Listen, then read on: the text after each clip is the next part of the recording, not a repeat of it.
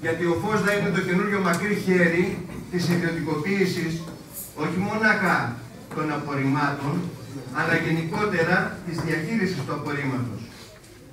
Και εδώ, ενώ υπήρξε συγκεκριμένος σύμβουλος που έβαλε συγκεκριμένα ερωτηματικά για τη σύνθεση των απορριμμάτων, πουθενά δεν υπάρχει αναρτημένο δημόσια ποια θα είναι η σύνθεσή τους, που είναι το κυρίαρχο. Γιατί απόρριμμα δεν είναι μόνο το οικιακό, είναι και το βιομηχανικό, είναι το βιοτεχνικό, τα νοσοκομιακά συμπαθάτε με είναι ξεχωριστή διαχείριση, μην τα μπερδεύετε. Επειδή εγώ ξέρω, θα μου επιτρέψετε να σου πω ότι είναι τελείως διαφορετικό. Εδώ σήμερα λοιπόν τι έχουμε, ένα πρόβλημα που λέει αν θα μεταφερθούν απορρίμματα στην περιοχή μας. Πρέπει να σταθούμε με μια ιδιαιτερότητα στο εξής. Σαφώς δεν πρέπει να τα δεχτούμε.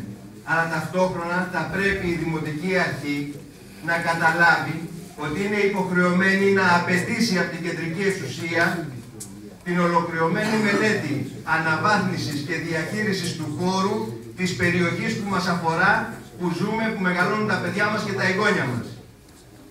Δεν μπορεί δηλαδή ο Δήμος Ιστίας Ετιψού να είναι Δήμος υποκατοχή από τον ΦΟΣΔΑ. Γιατί αυτό φαίνεται.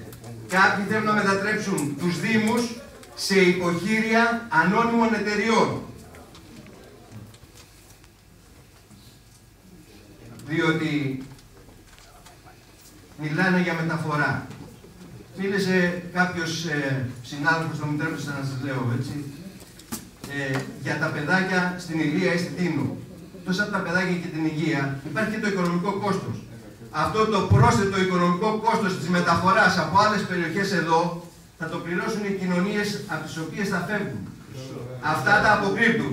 Και σαν Δήμος, στα πλαίσια της συμμαχίας και της κοινωνικής αλληλεγγύης, θα πρέπει να σταθούμε και σε αυτό το ζητούμενο.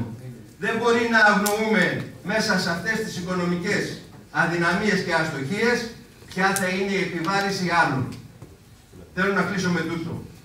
Αφού είναι τόσο καλή αυτή η ανώνυμη εταιρεία, μπορείτε να μας πείτε πώς διαχειρίζεστε το απόρριμμα, το οικιακό, δεν μιλάω για τα άλλα, στη Σπερχιάδα ή στον πύργο της Υφάτης, επειδή κάνω και τις μελέτες. Διότι έχετε αστοχήσει, έχετε αποτύχει και όλα αυτά είναι μέσα στο πλαίσιο του να αποτύχει γενικά το μοντέλο, ώστε να έρθει κάποια στιγμή η κεντρική εξουσία και να πει οι Δήμοι είναι ανίκανοι, δεν έχουν τη δυνατότητα, το αναθέτω ή στον Καούσι στη Χαλκίδα, ή στην Περιβαλλοντική στην Αθήνα, ή στον Ύφεστο στη Θεσσαλονίκη. Το σχέδιο αυτό είναι. Με τις συνεργασίες που έχουν κάνει με τις συγκεκριμένες εταιρείες, είτε με την Τάσο στη Γαλλία, είτε με τις Siemens στη Γερμανία. Ευχαριστώ.